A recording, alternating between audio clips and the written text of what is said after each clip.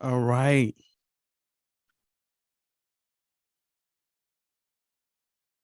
All right. I'm hoping that we are live and in effect today. We want to get on with this week in supervision.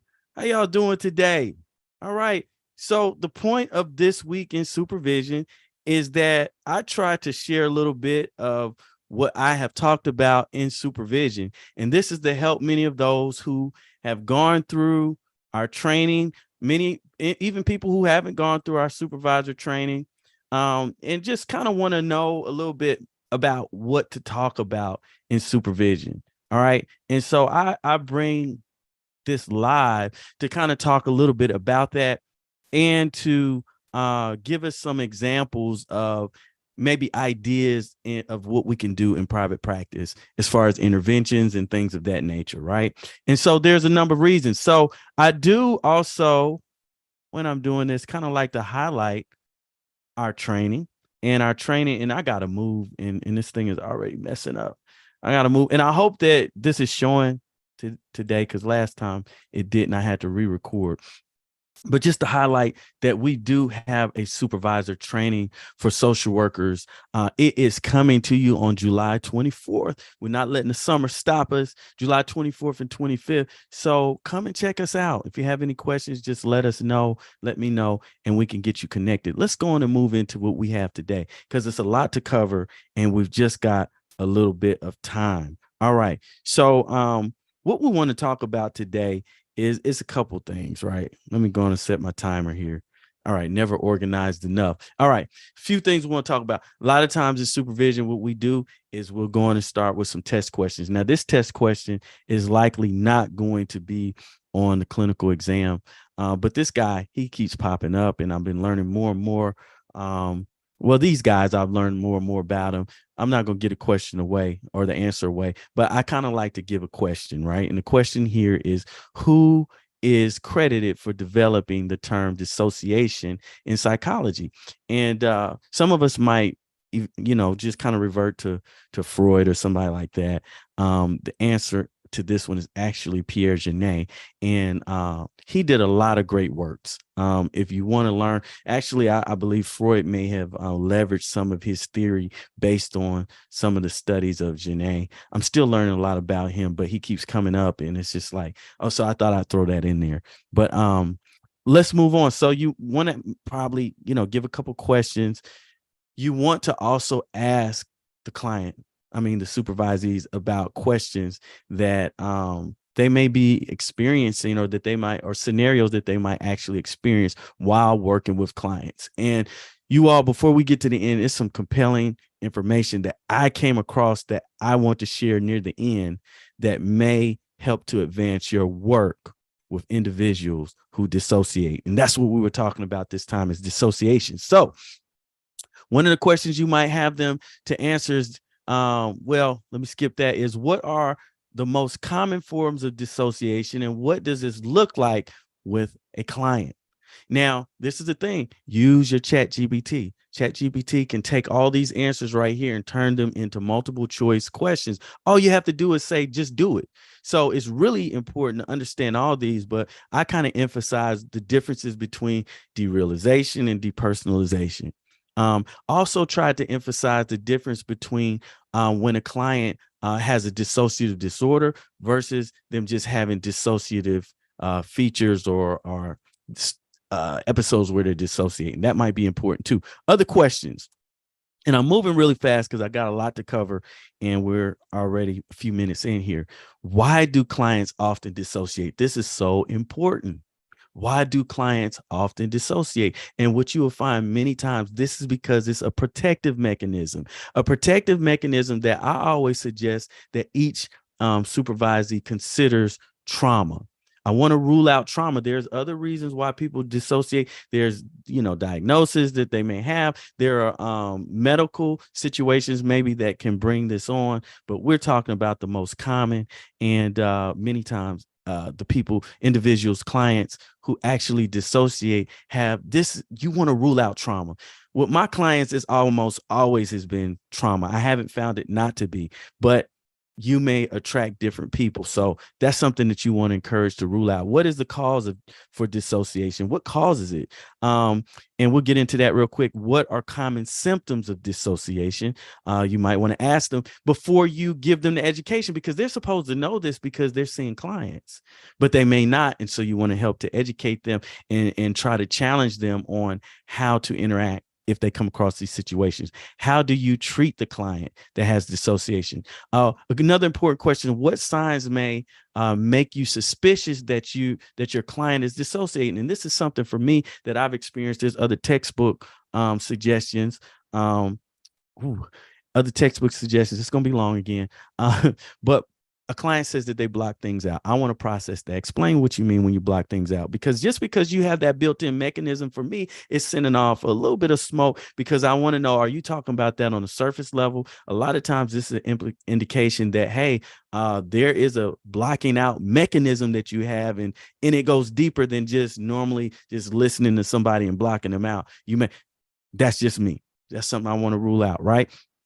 I don't remember remarkable periods of my childhood. Some clients come and they have big blotches of their childhood that they have no recollection of. To me, that's again some smoke.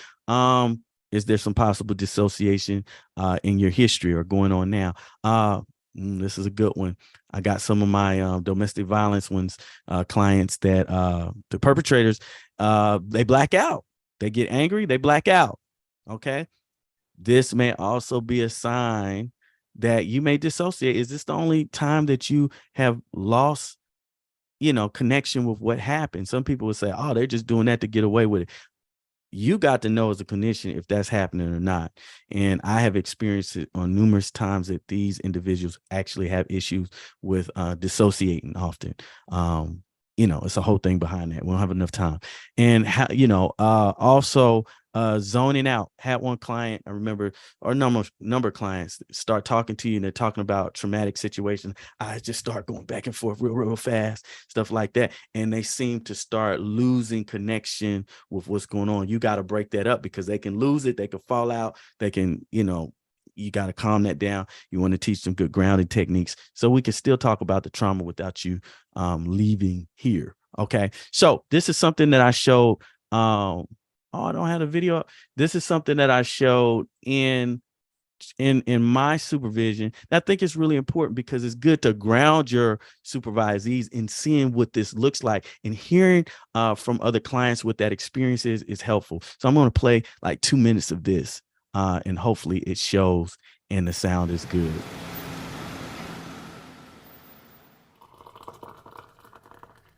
I remember mine started when I was about 8 or 9.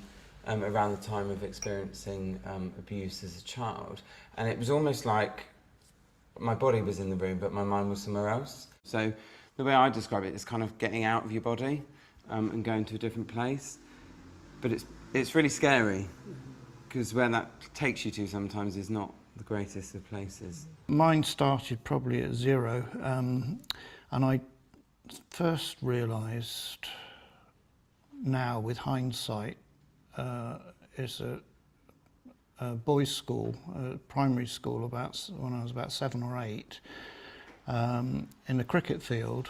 And I so remember this because I completely could not play because I was so feeble for my age, undernourished, and that I invented that I could play completely. And so so I'm in control of everything.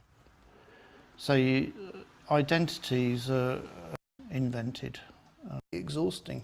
Yeah. And the only whole month just gone.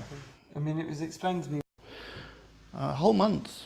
So he's describing that he was out of it for a whole once month by and didn't even know it. and it was comforting in a way, but she said, as a child, me disassociating actually protected me from what was going on. But she said, unfortunately, it's to your detriment as an adult because you're still doing it.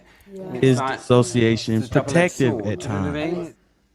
I think my experience is a little bit different than you guys, if that's okay. I think we were saying before that sometimes you can have a few sort of mental health problems that merge, you know, and I've sort of got like anxiety and a bit of agoraphobia and panic attacks, and dissociation, and mine's closely linked to obsessive compulsive disorder as well. So if I'm in a situation where I get anxious, that's when I go as if I'm not real, and I go depersonalised and as if I'm just not real at all. Because I get so anxious, I just tip and I just go as if I am not real, and I lose all my senses. My voice doesn't sound the same. My hands don't look the same. I walk and it's like I'm walking on like a bouncy castle, and it's terrifying. And Okay. We're going to have to switch out. We don't have much time. I'm going to try to remember to put the link to this so that you can see it. But this gives your clients that who haven't, supervisees who haven't been exposed to this, a look at what that sounds like, what it looks like, and a little bit about what they have done to help themselves out of this situation. Now, there's something else I want to play. We're over time, but we're going to try not go way over time. This was a very compelling revelation to me, a phenomenon I have never heard before, that you may have, but I never heard before. Doesn't sound like any of my supervisees have. It comes from the book by Bruce Perry and Oprah Winfrey, and it's called What Happened to Me.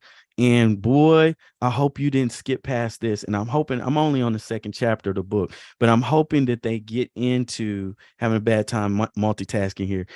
I'm hoping that they get to more on this phenomenon, but I'm going to share a little bit about it. And so this is just going to be an audio. And I shared this with the group. I thought it was super important for them to know. All right, check this out. Absolutely. And probably the most important aspect of this is the pattern of stress activation. Oh my goodness. Great timing. If the parent is consistent, predictable, and nurturing, the stress response systems become resilient. If the stress response systems are activated in prolonged ways or chaotic ways, as in the cases of abuse or neglect, they become sensitized and dysfunctional. Though we're generally not aware of it, we are continually sensing and processing information from the outside world. Based upon this input, our brain and body respond in ways that help keep us connected, alive, and thriving. When we are pushed out of equilibrium, out of balance, we have a set of stress response systems that will be activated to help us. Most people are familiar with the term fight or flight. This refers to a set of responses that can kick in when we are afraid. Your brain will focus your attention on the potential threat, shutting down unnecessary mental processes, like reflecting on the meaning of life or daydreaming about an upcoming vacation. Your sense of time collapses to the moment. Your heart rate goes up, sending blood to your muscles in preparation, potentially, for fleeing or fighting. Adrenaline pumps through your body. This response is activating your body. As we'll talk more about later, this arousal response is not the only way we can respond to a threat. Imagine a situation where you're too small to win a fight and unable to run This is away. the one right here. I should have summarized it, case, brought it to here. The brain and the rest of the body prepare for injury. Your heart rate goes down. You release your body's own painkiller, opioids. You disengage from the external world and psychologically flee to your inner world. Time seems to slow. You may feel like you're in a movie or floating and watching things happen to you. This is all part of another adaptive capability called dissociation. For babies and very young children, dissociation is a very common adaptive strategy. Fighting or fleeing won't protect you, but disappearing might. You learn to escape into your inner world. You dissociate. And over time, your capacity to retreat to that inner world, safe, free, in control, increases. A key part of that sensitized ability to dissociate is to be a people pleaser. You comply with what others want. You find yourself doing things to avoid conflict, to ensure that the other person in the interaction is pleased, as well as gravitating towards various regulating but dissociative activities. Finding balance can be an exhausting challenge for anyone with trauma-altered stress response systems. The search to avoid the pain of distress can lead to extreme, ultimately destructive methods of regulation. Okay, I gotta stop it there because I'm way over. And I'm gonna ask you just like I asked my supervisees, did you catch? It was a lot of what he said, but did you catch the message that he said, the phenomenon that he's describing?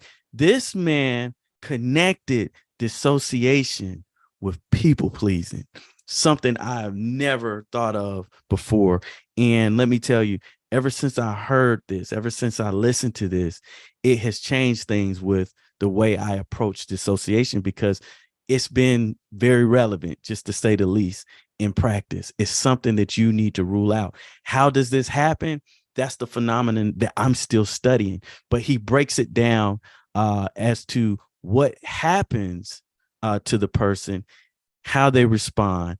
And he says that dissociation is connected with people pleasing. So the challenge is to learn more about this for everyone, because the way that I've been seeing it, this is consistent. It is very consistent. And let me qualify people pleasing. I wish I had more time to spend on this. Let me qualify people pleasing. The people pleasing that we're talking about that may commonly be associated with individuals that dissociate is not the people pleasing that we think of as somebody just kissing everybody's behind, which it ain't nothing wrong with them. They just got to, learn how to do things better. But the kissing behind type of thing, that's not what we're talking about. We're talking about, at least from my perspective, Bruce, he can explain it for himself, but this is what I got from my experience and practice. The people pleasing that I often notice, and that you should, if you're not familiar with this, consider ruling out, is the people pleasing when it comes to those who are most intimate. That's starting with caregivers, maybe the mother, which a lot of times is a big one. Okay. Maybe the father. Okay. It's where that attachment starts. Okay. So with the mother, the father, you could also trace this down to the spouse or dating partner. So am I people pleasing to them? In other words, am I kind of being worn out, trying to please them, protecting myself? This is not something that necessary. And then the children as well. Okay. How am I treating my children? Am I almost kind of in a codependent state? I'm thinking of them before I'm thinking of myself. And this is something common that is kind of central to what I focus on in practice. I challenge you to take it out and see that if you're experiencing having a client who dissociates, is people pleasing a mechanism in there? Because many times the clients are so strong-minded, you might not even connect the people pleasing thing being so much of a factor. But then, of course, you got to track back the trauma, bring it back home. It's a lot to do, but I'm hoping you all catch this. Study this. This is a big one, because if we understand and we can explain to the client, what happened to you, and this is the reason why you're repeating these patterns in today's relationships, because it started with your attachment style, moved on to the functions with those who you fall in love with, then your children, stuff like that. We can then stop the cycles and help to treat in a good way. I'm way over time, I'm sure. I hope this has been helpful. I'm only able to put an edge in here, and I'm probably already like 20 minutes in. I hope you benefited from this. We're going to try to come back next week too. I think I'm on vacation, so we'll try. And I hope to see y'all soon. Thanks a lot. Bye-bye.